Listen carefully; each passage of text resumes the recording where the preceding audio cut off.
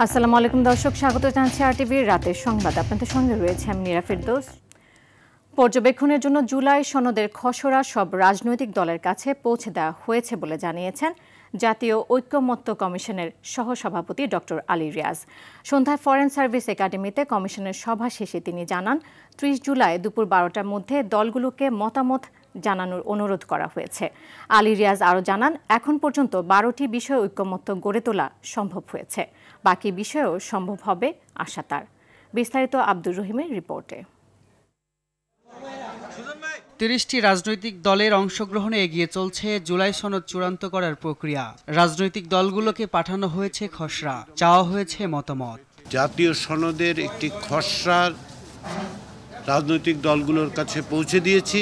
সেখানে এই সনদের পটভূমি, গঠন প্রক্রিয়া, কমিশনগুলোর জাতীয় ঐকমত্য কমিশন গঠন এবং জাতীয় সনদ তৈরির প্রক্রিয়া বিষয়ে আমরা যে বর্ণনা সেটা রেখেছি।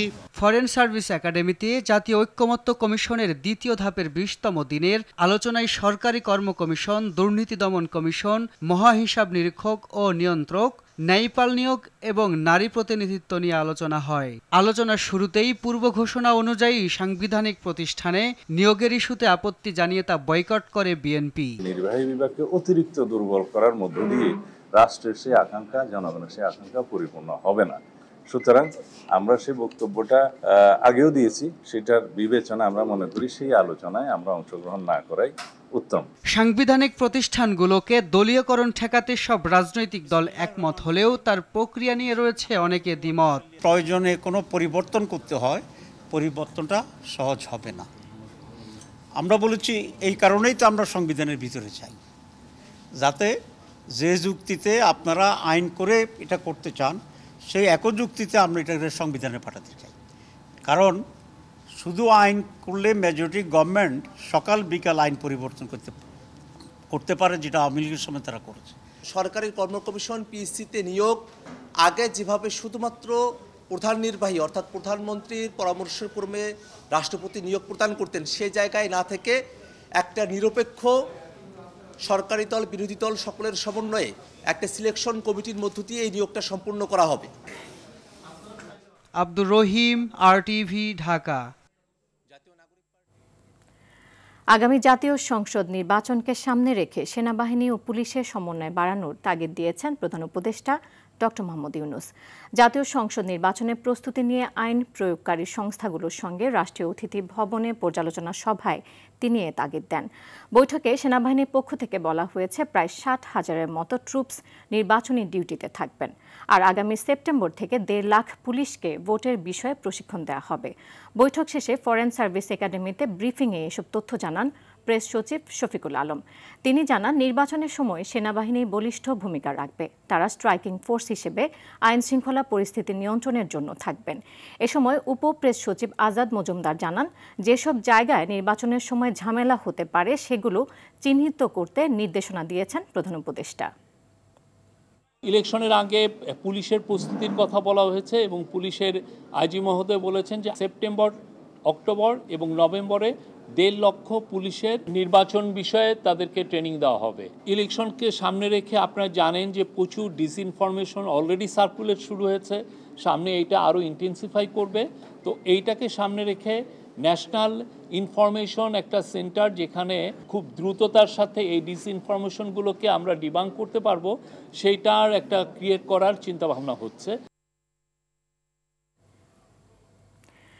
জাতীয় পার্টি সহ জোটভুক্ত ১৪ দলের নিবন্ধন বাতিল চেয়ে নির্বাচন কমিশনে লিখিত আবেদন দিয়েছে গণ অধিকার পরিষদ। দুপুরে আগারগাঁও নির্বাচন কমিশনের প্রধান কমিশনার এএমএম নাসির উদ্দিনের কাছে আবেদন জমা দেয় গণ অধিকার পরিষদের ৭ সদস্যের প্রতিনিধি দল। দলের সাধারণ সম্পাদক রাশেদ খান বলেন, ফ্যাসিস্ট দল আওয়ামী লীগের সহযোগী হিসেবে ১৪ দলের নিবন্ধন বাতিল করা প্রয়োজন। একই সঙ্গে ২০২৪-এর ডামি নির্বাচনে অংশ নেওয়া স্বতন্ত্র প্রার্থীরা যেন নির্বাচন করতে না পারে সে বিষয়ে ব্যবস্থা নিতে সিইসিকে অনুরোধ জানিয়েছেন তারা। নির্বাচন কমিশন সচিবের কাছে গণ অধিকার পরিষদ দলের আয় ব্যয়ের হিসাব জমা দিয়েছে। আমাদের উপস্থিত ছিল গণ অধিকার পরিষদের সদস্য। আচ্ছা, আমাদের যে হিসাব আমি আরেকবার বলি, আগামী নির্বাচনে আওয়ামী লীগ, তার অ্যাসোসিয়েটস এবং জাতীয় পার্টি 14 দল সহ কেউ যাতে অংশ নিতে না পারে সেই ব্যাপারে নির্বাচন কমিশনকে অবশ্যই সচেতন এবং সোচ্চার থাকতে হবে। অন্যথায় যে কোনোভাবেই আওয়ামী লীগ সুযোগ পাক না কেন ওই আপার ভোট কিন্তু জাপায় গিয়ে পড়বে এবং আজ হোক কাল হোক আওয়ামী লীগ কিন্তু ভিন্ন নামে ফিরবে।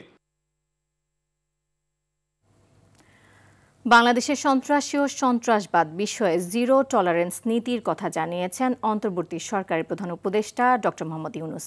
ঢাকায় নিযুক্ত যুক্তরাষ্ট্রের ভারপ্রাপ্ত রাষ্ট্রদূত ট্রেসি অ্যান জ্যাকবসনকে তিনি একথা জানান। পরে ফরেন সার্ভিস একাডেমিতে প্রধান উপদেষ্টার প্রেস সচিব শফিকুল আলম সাংবাদিকদের বিষয়টি তুলে ধরেন।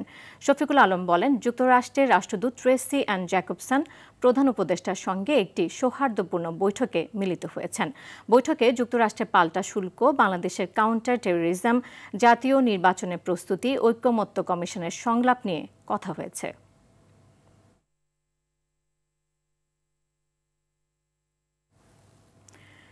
চাঁদাবাজির অভিযোগে 5 সমন্বয়ক গ্রেফতার হওয়ার খবর দেখে বেদনায় নীল হয়ে গিয়েছেন বিএনপির মহাসচিব মির্জা ফখরুল ইসলাম আলমগীর। তরুণদের এই পরিণতি দেখে দেশের ভবিষ্যৎ নিয়ে শঙ্কা জানান তিনি। বলেন, 1 বছর হয়ে গেলেও দেশের তেমন কোনো পরিবর্তন করতে পারেনি সরকার। অন্যদিকে চাঁদাবাজদের দলীয় পরিচয় না দেখে তাদের বিচারের দাবি জানিয়েছেন রুহুল কবির রিজভী। রুদ্র রফিকের রিপোর্টে দেখুন এরই বিস্তারিত। সোমবার সকালে জুলাই গণঅভ্যুত্থান উপলক্ষে বিএনপির মাসব্যাপী কর্মসূচির অংশ হিসেবে রাজধানীর শাহবাগে যুবদলের এই গ্রাফিতি অঙ্কন। কর্মসূচিতে অংশ নিয়ে বিএনপি মহাসচিব বলেন, গণঅভ্যুত্থানের 1 বছর পার হলেও দেশের রাজনৈতিক বাস্তবতায় কোনো গঠনমূলক পরিবর্তন আসেনি। সমন্বয়কদের চাঁদাবাজির ঘটনায় উদ্বেগ প্রকাশ করেন তিনি। দেখলাম 5 জন সমন্বয়কারীকে গ্রেফতার করেছে পুলিশ। তারা জোর করে একটি বাড়ি থেকে, একজন সাবেক সংসদ বাড়ি থেকে 50 লক্ষ টাকা আদায় করছে। এই কি পরিণতি? এটাই কি আমরা চেয়েছিলাম? এই বাংলাদেশের মানুষকে কেউ এটা চেয়েছিল?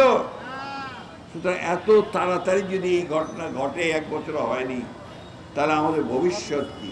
বিএনপি মহাসচিব আরও বলেন, রাজনৈতিক দলগুলোর সহযোগিতা থাকা সত্ত্বেও সংস্কারে সহযোগিতা না করার অপবাদ দিচ্ছে সরকার, যা দুঃখজনক। আমরা এমন কতগুলো বিষয় নিয়ে তর্ক বিতর্ক করছি, এমন কতগুলো বিষয় নিয়ে আমরা নিজেদের মধ্যে কোন্দরে লিপ্ত হয়েছি, যা বাংলাদেশকে আরো পেছনে ঠেলে দিতে পারে।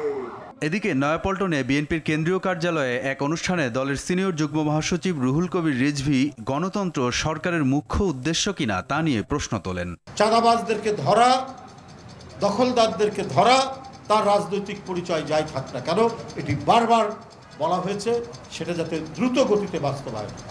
পরিবর্তিত পরিস্থিতিতে সরকার দেশের মানুষের প্রত্যাশা পূরণে ব্যর্থ বলেও মন্তব্য করেন রুহুল কবির রিজভী। গ্রামের বাড়িতে গেছে। রুদ্র রফিক, RTV, ঢাকা। ঐকমত্যের ভিত্তিতে সুষ্ঠু ও নিরপেক্ষ নির্বাচনের পরিবেশ তৈরি হবে আশা করছে জামায়াতে ইসলামী। দুপুরে জামায়াতের আমির ডাক্তার শফিকুর রহমানের সঙ্গে দক্ষিণ কোরিয়ান রাষ্ট্রদূত পার্ক ইয়ং সিকের সৌজন্য সাক্ষাৎ শেষে একথা জানান দলটির সেক্রেটারি জেনারেল অধ্যাপক মিয়া গোলাম পারওয়ার। মগবাজার কেন্দ্রীয় কার্যালয়ে ঘণ্টাব্যাপী বৈঠক করে দুপক্ষ। ক্ষমতায় গেলে বাংলাদেশকে দুর্নীতিমুক্ত ও টেকসই উন্নয়নের দিকে নিয়ে যেতে চান বলে সাংবাদিকদের জানান জামায়াতের সেক্রেটারি জেনারেল।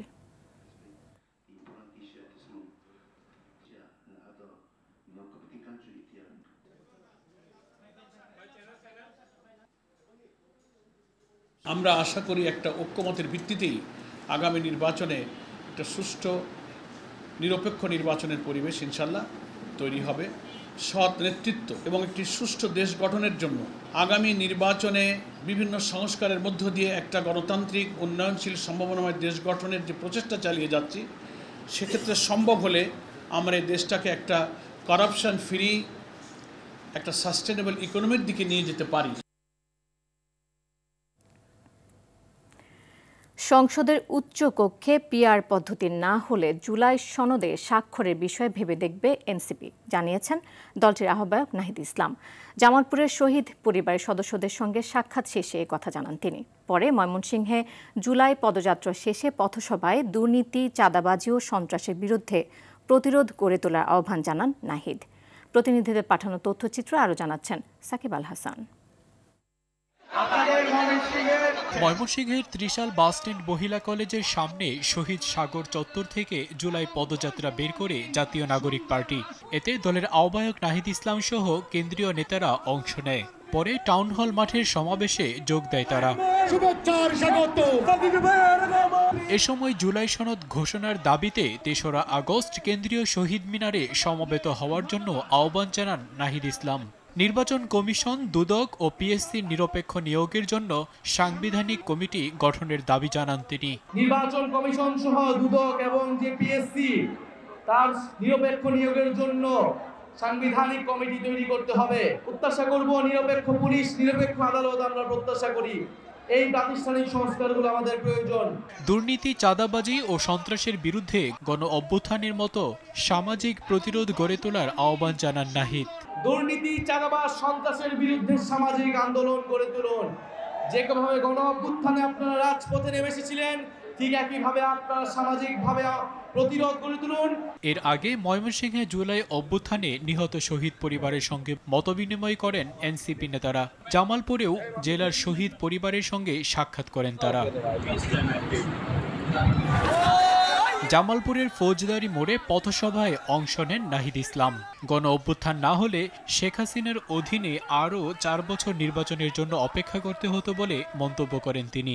আপনারা নাকি নির্বাচন পিছিয়ে দেওয়ার চেষ্টা করছি, আর এই গণ অভ্যুত্থান না হলে আপনারা নির্বাচনের স্বপ্নই দেখতে পারতেন না। যদি কোটা সংস্কার আন্দোলন থেকে সরকার পতনের দিকে না নিয়ে যেতাম, তাহলে এই শেখ হাসিনার সরকারের অধীনে আপনারা আরো 4 বছর অপেক্ষা করতেন। জুলাই সনদ ও ঘোষণাপত্র নিয়ে টালবাহানা চলবে না বলেও হুঁশিয়ারি দেন নাহিদ ইসলাম। আমরা এমন একটা সংসদ যদি তৈরি করতে পারি যেখানে ক্ষমতার ভারসাম্য থাকবে, যেখানে এক ব্যক্তি, যেখানে শুধুমাত্র কেবল প্রধানমন্ত্রীর কথায় পুরো রাষ্ট্র, পুরো সরকার পরিচালিত হবে না। সাকিব আল হাসান, RTV। যত প্রভাবশালী হোক কোনো চাঁদাবাজকে ছাড় দেওয়া হবে না বলে জানিয়ে দিয়েছেন স্বরাষ্ট্র উপদেষ্টা লেফটেন্যান্ট জেনারেল অবসরপ্রাপ্ত মোহাম্মদ জাহাঙ্গীর আলম চৌধুরী। তিনি বলেন, মাদক বহনকারীদের ধরা যাচ্ছে, কিন্তু মাদকের গডফাদারদের ধরা যাচ্ছে না। তাদেরকেও ধরার চেষ্টা চলছে। সচিবালয়ে আইন শৃঙ্খলা নিয়ে বৈঠক শেষে এসব কথা বলেন তিনি। নির্বাচন সামনে রেখে আগস্ট থেকে ধাপে ধাপে আইন শৃঙ্খলা বাহিনীর সদস্যদের প্রশিক্ষণ হবে বলে জানান স্বরাষ্ট্র উপদেষ্টা।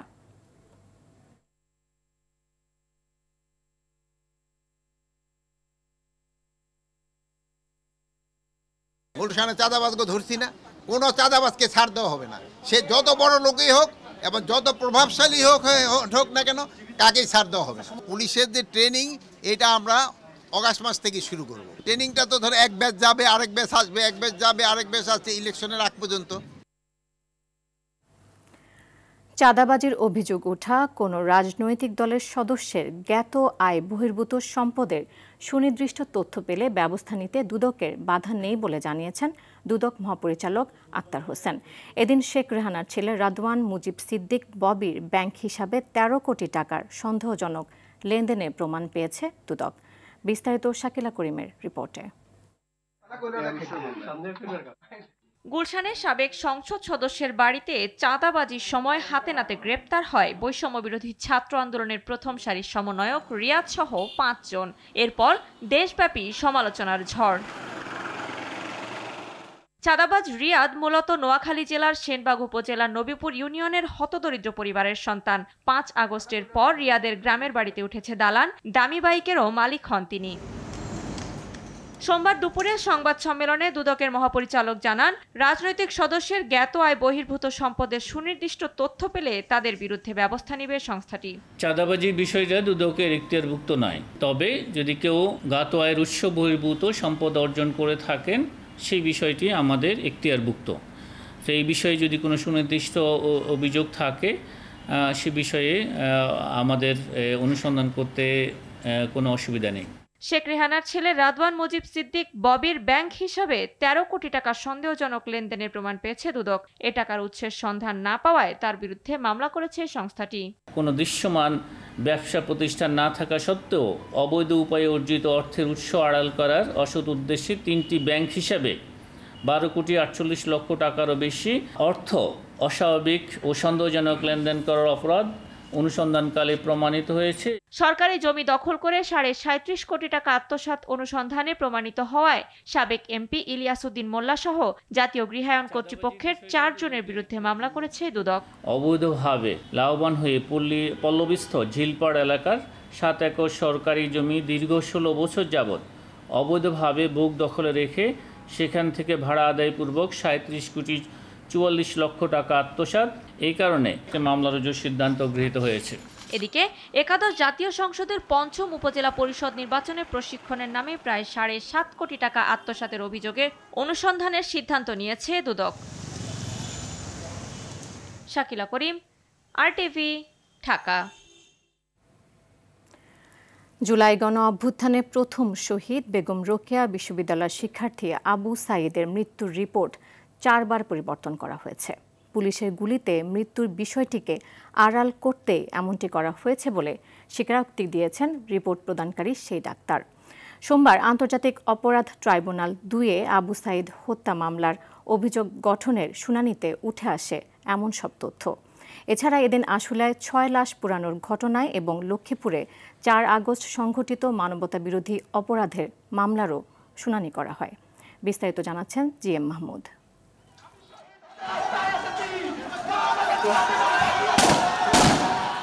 এভাবেই গত বছরের ১৬ জুলাই পুলিশের গুলিতে নিহত হন রংপুরের বেগম রোকেয়া বিশ্ববিদ্যালয়ের শিক্ষার্থী আবু সাঈদ।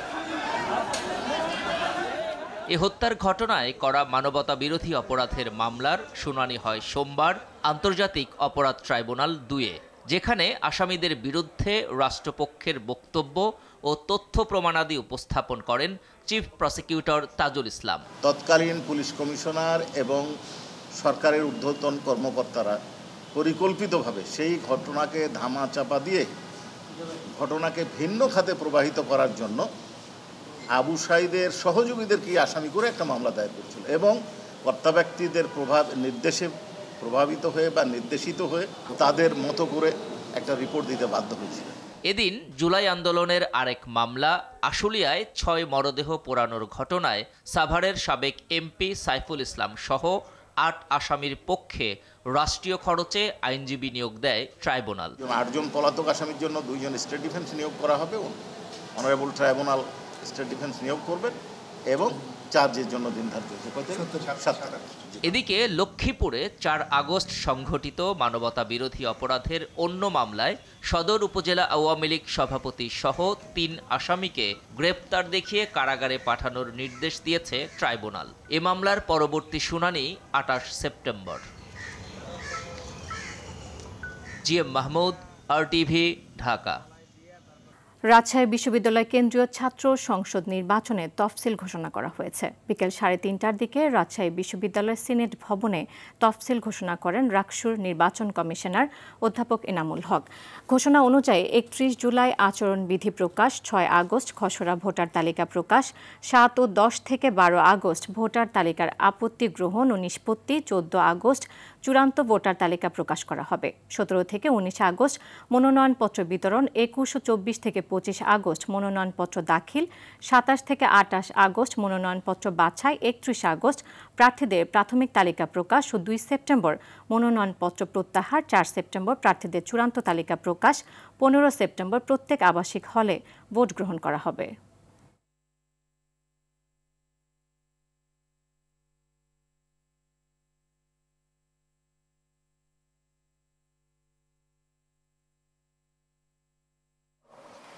সতেরো ৮/২০২৫ তারিখ থেকে ১৯/৮/২০২৫ তারিখ সকাল ৯টা থেকে ৫টা পর্যন্ত ভোট গ্রহণ প্রত্যেক আবাসিক হলে ভোট গ্রহণ করা হবে। ১৫/৯/২০২৫ রবিবার সকাল ৯টা থেকে বিকাল ৪টা পর্যন্ত। আগামীকাল মঙ্গলবার বিকেলে ঢাকা বিশ্ববিদ্যালয় কেন্দ্রীয় ছাত্র সংসদ ডাকসু নির্বাচন 2025-এর তফসিল ঘোষণা করবে কর্তৃপক্ষ। একই সঙ্গে 18টি হল সংসদ নির্বাচনের তফসিলও ঘোষণা করা হবে। এজন্য উদ্ভিদ বিজ্ঞান বিভাগের অধ্যাপক মোহাম্মদ জসিম উদ্দিনকে প্রধান করে 10 জন রিটার্নিং কর্মকর্তা নিয়োগ দেন উপাচার্য অধ্যাপক ডক্টর নিয়াজ আহমদ খান। এই 10 জনের পক্ষ থেকে নির্বাচনী তফসিল ঘোষণা করার কথা। এদিকে গত সপ্তাহে এক সংবাদ সম্মেলনে ঢাকা বিশ্ববিদ্যালয় উপাচার্য জানান, ইতিহাসে প্রথমবারের মতো আবাসিক হলের বাইরে মোট 6টি কেন্দ্রে হবে ডাকসু নির্বাচন। সর্বশেষ 2019-20 সেশনের শিক্ষার্থী থেকে বর্তমান শিক্ষাবর্ষের শিক্ষার্থীরা ডাকসু নির্বাচনের প্রার্থী ও ভোটার হতে পারবে। এর আগে সর্বশেষ ডাকসু নির্বাচন হয় 2019 সালে। দর্শক, রাতের সংবাদ এ পর্যন্তই। মধ্যরাতের সংবাদ 1টায় দেখার আমন্ত্রণ রইল। এতক্ষণ সাথে থাকার জন্য ধন্যবাদ সবাইকে।